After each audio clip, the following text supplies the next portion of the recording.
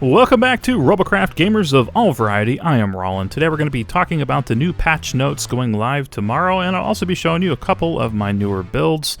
This is one of them here. It was in prototype mode when you're seeing this, but it became the Golem Strider. So I am playing here with a couple of my friends, Shockwave 14704 and Samander Red Destroyer 3. All great players too, so we thought we'd just go out and have a little bit of fun here. But let's get into the news here, right? We have a brand new weapon coming in tomorrow called the Ion Destabilizer. It's a little mini version of the Ion Distorter. It's 145 CPU instead of 245, and it only puts out 11 projectiles instead of 19. So in the scheme of things, economically, it's still better to go with the big shotgun if you have the space for it. But if you want a little bit more compact build and throw on more of them, you'll be doing that at a little bit of a premium. It's about, for two of them, it would be shooting 22 projectiles and cost you 290 CPU versus 19 projectiles at 245. So you're paying 50 more CPU for those extra two, or actually extra 3 projectiles. So probably not the best use of your CPU unless you just wanted to code up with a bunch of those. Now, there's no indication of how much CPU the new Ion Destabilizer will have. It is going to be an epic drop in the chest though, so keep that in mind. They've also went ahead and changed garages up, where we will all have 100 bays now. I am really excited about that. That's definitely my favorite new addition in this patch. So if you were stuck at having more than 25 robots and didn't want to delete anything for fear of losing bays, now you'll be at 100, so you can delete some of those old robots or old things in the bay that you didn't really feel compelled to before. At least that's the case in my situation. So I'm definitely liking that. They're also going to let you rearrange your bays, so you can organize like all your mechs together, all your whatever together if you feel compelled to do that. And you can also use a new little widget in the bay to set your controls for that bay individually. So if you wanted to be a strafing mech on one and you wanted to be a sniper mech on the other one, you can set up for camera controls, where camera controls your robot steering, or you independently control it with the keyboard, and your guns only move with your mouse. So I like that option. It's going to be really nice, and will allow for people to kind of play in the style they want to. Speaking of strafing, they are going to add in strafing now for hovers and also for anything thruster-wise. And I guess there's also been talk about it being able to be incorporated into helicopters if you know what you're doing with the thrusters. So if you're building a thruster copter and got those on, you should be able to strafe now too, though the camera controls aren't fully set up for it as easily as it is for hovers and stuff like that. So they're still going to work out the kinks in the helicopters, but pretty much if you're using thrusters to help accelerate your copter, you will be able to strafe now with that. So that is kind of cool. They're talking about adding in the future too into wheels and into tracks, which I don't really get it. They said think Halo or something. I wasn't really a big Halo player, but it sounds kind of silly to me personally that wheels and tank tracks would strafe unless they're turning totally 90 degrees and the wheel's going to look all funky. So I don't know, we'll see how that works out, but that is not in this patch. That's in the coming future.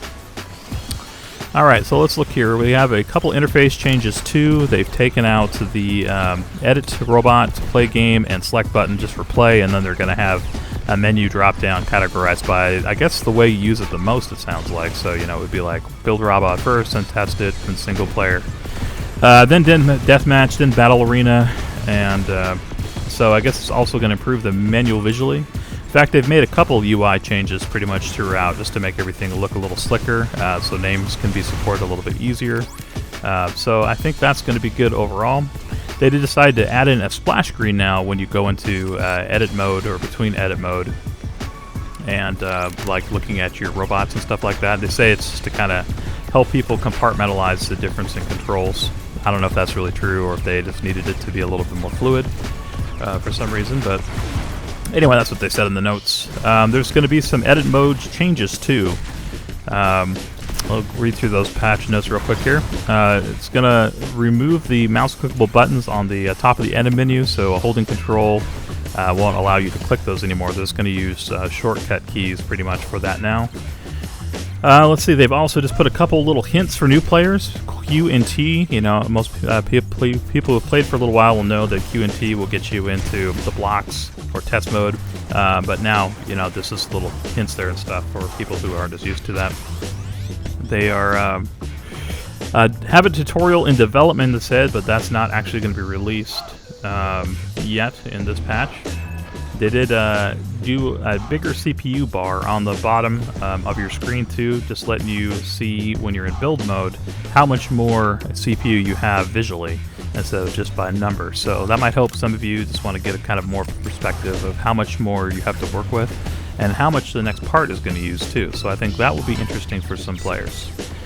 Let's see, they've also added new music to the main screen, the Select Robot mode, so that should be interesting. I've heard some good things about their composer there at Free Jam, so we'll see how that turns out. There was some test music earlier on, and I don't know if that was posted on Twitter or what, but I remember it sounded pretty good, so that would be kind of nice. They've also added in some better feedback too when you're placing a cube down, and there's an arrow of some sort. Now it will tell you exactly what the problem is, if it's clipping, if it's, you know, legal placement for some other reason. So a little bit better improvement there too when you're building instead of just being illegal, it says.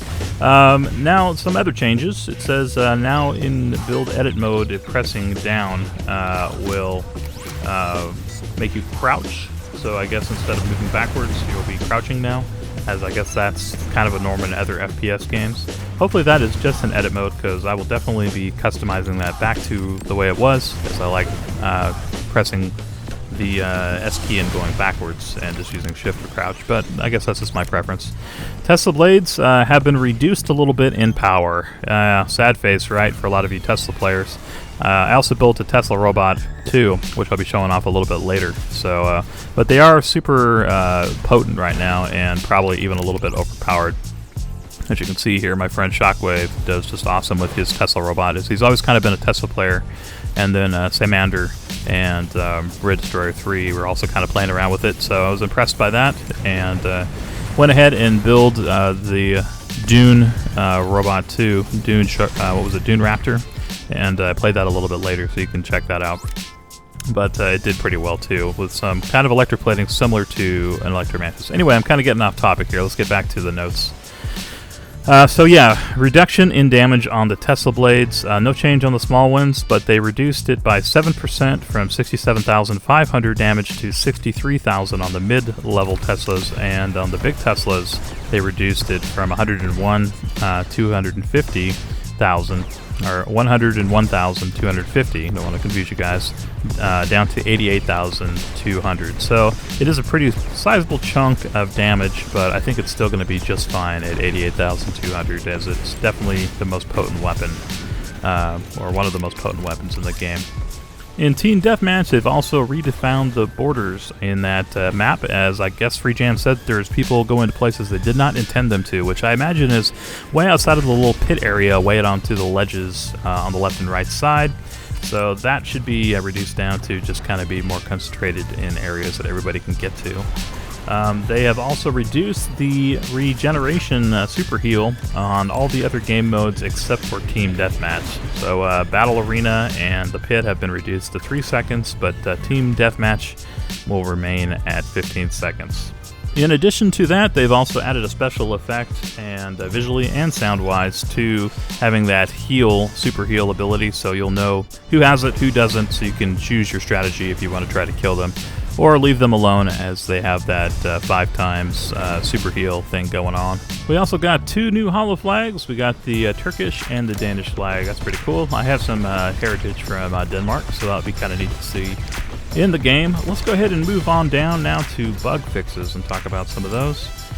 They fixed the text in the control menu to say elimination instead of sudden death, as that is the proper name for the old Team Deathmatch mode where you take the different pads. They fixed a bug which caused the robot sound of respawning to happen directly behind you when you're Team Deathmatch, and I remember that happening several times, and I finally just got used to it, but they said that people were complaining it was too spooky, and so they went ahead and fixed it so it doesn't sound like people are spawning in right behind your head.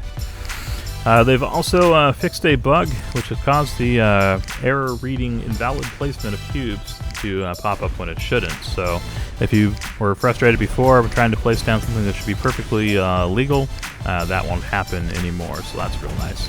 They also fixed the spiked electroplates mirroring issue, where they would one would be mirrored flipped upside down. I remember that. They fixed some areas of bad collision in the Team Deathmatch Earth map. That's very nice. They fixed some bugs that allowed you to spot an opponent more than once. Fixed the bug which caused the camera to clip onto objects that caused the collision issues. Or world disappearing, and I remember that. I've had that happen a couple times too. They fixed a bug which caused nano healing to cause 0 power if projected through a disc shield module. So if that was something you were doing, that will no longer be a thing. Fixed a bug which caused laser wasps to hit themselves if traveling fast enough. Fixed a bug which caused the pit to become inaccessible if the player declined a platoon invite and then enters into a battle. Fixed several component collision issues which displayed as a part as legal to place, but it actually wasn't. And those parts affected are going to be the Track Bison, Track Mammoth, Halloween Mask, Mech Leg Colossus, Mech Leg Giant, Mech Leg Titan, Mech Leg Spartan, Mech Leg Centaur, Mech Leg Talos, Mega Wheel, Skis, Insect Leg, Worker, Insect Leg Wolf. So pretty much all those are movement types, so if you had some funky leg sticking out of your robot, all weird, it may not be good build anymore. You might have to go back and reset those legs. They fixed a bug which caused the in-game client to fill with the help system message, where the aerofoil Hawk rudder would show some of the details in its lines and color in its own shadow. Fixed a bug which caused weird yellow spots to appear on different parts of the map on the lowest fast graphics setting. And finally fixed a collision issue with the Wheel Stormer, which allowed armor to clip into it.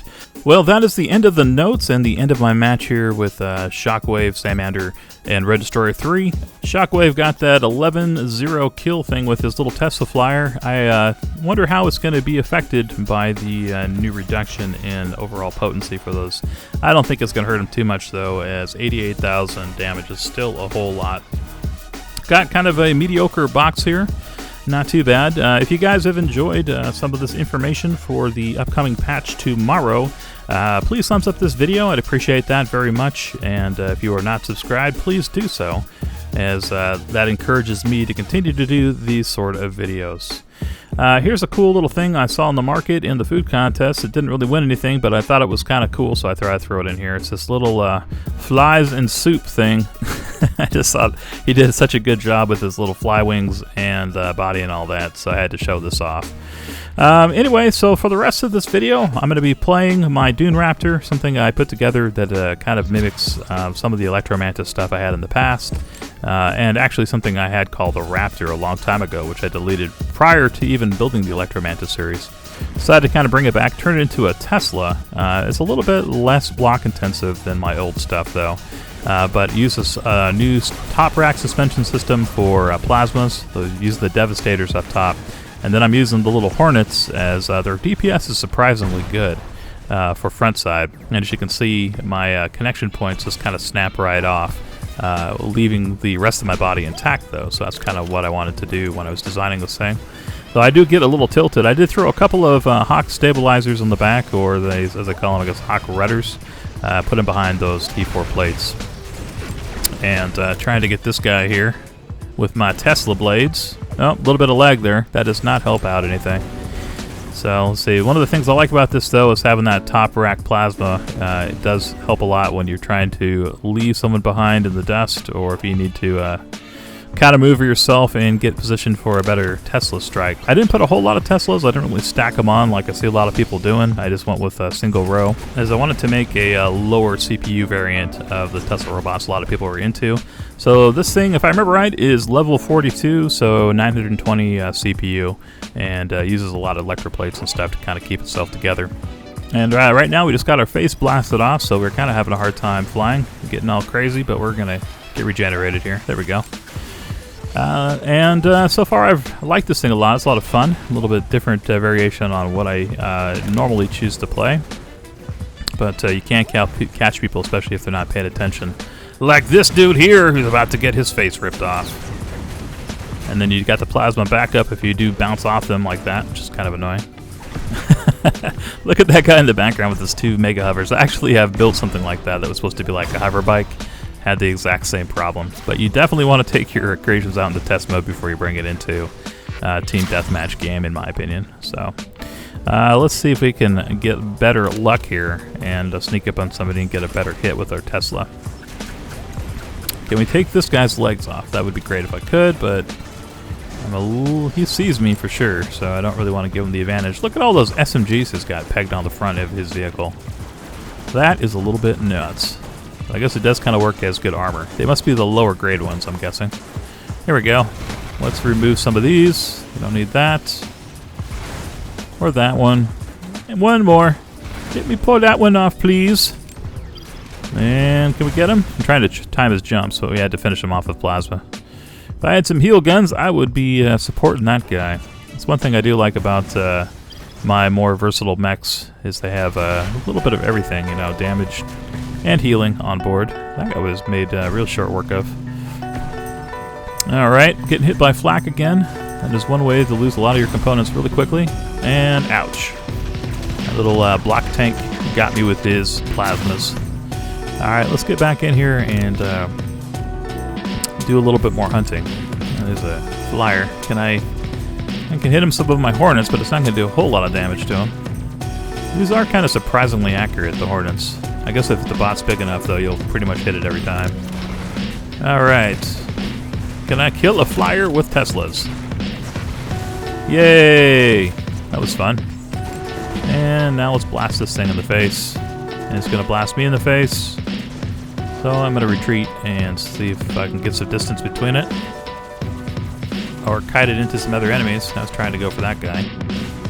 Hopefully our friend here can take it, because my controls are a little damaged. This is why I did put the rudder on, though. It didn't seem to do exactly what I intended to. I thought with just a line of hovers I'd be okay with the 2 rudders, but looks like you do need both rear side hovers to keep that thing stable. There we go. Have some plasma to your belly, X-Chopper. There's the weak point kind of right in the middle. See if we can knock out all his limbs. There we go. Just by hitting it right in the center. That's one thing I think experience does give you when you play this game for a while, is you kind of learn where the weak point in builds are, just kind of by at a glance looking at it, and let you get those quicker kills. These little block tanks are pretty tough. Ouch. Probably shouldn't have not even tried to get him with my Tesla. That was a mistake. It'd probably be better to hide or just use my plasma and hit and run. Okay, let's see. We got another guy through here. 2 of our teammates in there beating up some red guy. Oh, and then he's got his reinforcements in. So let's see if we can... It's that block tank again. Can we get him back for being so mean to us earlier? I don't know. Let's see. Do I have any more guns?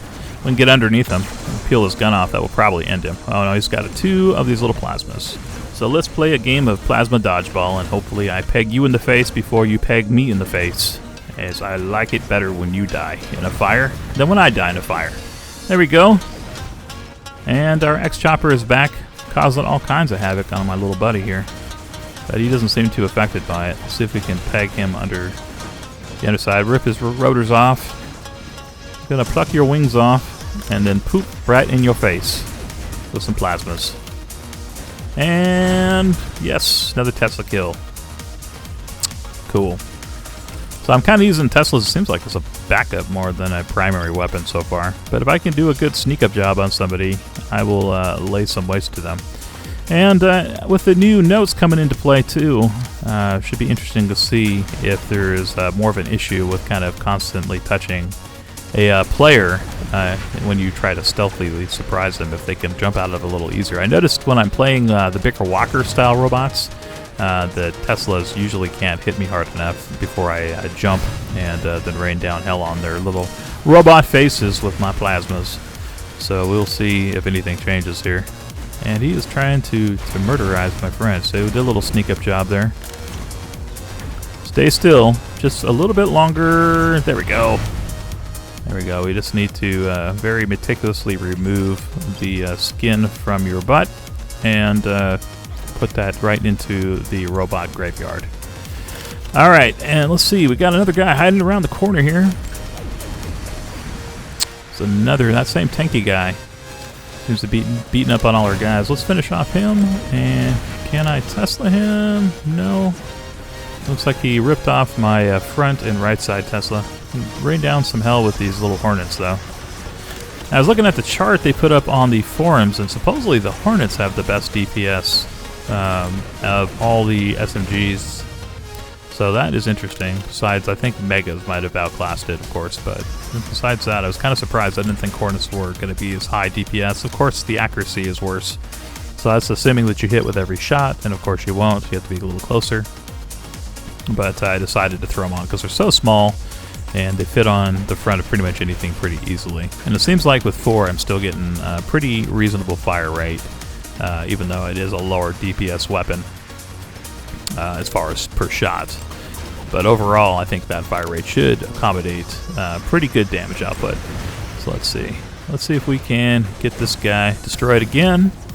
He's not having a good time here with his X-Chopper. There we go. Got him out. And they're beating up my friends. Couldn't do much there. But we can try to come around here. Let's get this guy out of the game. Thank you, sir, for your contribution to my kill list. And we got a little bit of his blocks off there. Gonna knock your block off. Gonna rearrange your robo face. Oh, and we got our helicopter coming in. Stop being so annoying, X-Chopper. Oh, he must have his super heal on because this doesn't seem to be doing anything to him. So yeah, that would be nice having that new effect put into the game where we'll be able to see people who have super heal, especially in team deathmatches. It's going to be more of a thing now versus every game mode. So I'm glad that Battle Arena is going to go back to 3 seconds, as that should make momentum and capturing towers a little bit more important, as it won't be as easy to defend after all your towers are gone. You'll need that shield down. Alright, let's see. Can we drop in and finish this guy? He knows I'm coming for him. I can sense your robot screams, and they are appealing to my robo ears. Let's see. I have completely wrecked my robot as my 2 front hovers have been destroyed. This is a 4 hover vehicle, by the way. I have 2 up on the front and 2 in the back, but this is the 2 in the front are stacked on each other instead of being side by side. So it's kind of a triangular shape because of the shield placement I had to do to make this thing fit into a compact area. But I did want like a backup hover. Anyway, that worked out pretty good. And let's see, this guy, the super hover tank, again being a pain in the butt. I do like his decoration though. It's kind of cool. Add a little bit of stuff on the side. I'm definitely not as beefy as him. Can I get away? No! That's alright though. Like Obi-Wan said, if you strike me down, I'm only going to come back stronger. And see, I came back and we instantly got team victory. So that proves my theory must be true, right? Alright, so I got 10 kills, 4 deaths. Performed kind of mediocre in that game. Got lots of deaths, but it is a little bit lighter build, so you have to be more cognizant of enemies and just do more of a hit and run strategy. I was kind of tanking there when I shouldn't have in different situations. See if we get anything worthwhile at all in these chests. Some of those electro plates are going to be nice. I'll use those. Arrow rods definitely use. Probably won't ever use the radar diviner receiver, whatever the hell it's called. But anyway, that is the Dune Raptor. That is also a vehicle available under the Rollin account name too. So if you have any interest in checking this out for yourself and have some of those parts, go ahead and download it, try it out. Especially check it out tomorrow when you have 100 bays. Less of an excuse not to buy robots now, as 100 will be a lot nicer than just having those 25 and then having to squeeze in for bot robots. Anyway, guys, overall, I think the new patch is going to be good. I have to give it a thumbs up. The only thing that I didn't super like out of the patch notes is just that they're changing the controls from S to be backwards to crouch, but I think that is only in build mode, and in that case it doesn't even make any difference really, so that's fine. But if in the regular game mode, I do prefer having S's backwards. Anyway, guys, thanks again. One more time, if you have not hit the thumbs up, please do so, and I look forward to seeing you guys again here on Gamer Guide channel for some more crossout, Robocraft, possibly some more reassembly and Astrolid videos, among other things. If I find anything else that looks of interest, I also bring it here to the channel to show you guys. And I'll see you guys in my next episode. Later.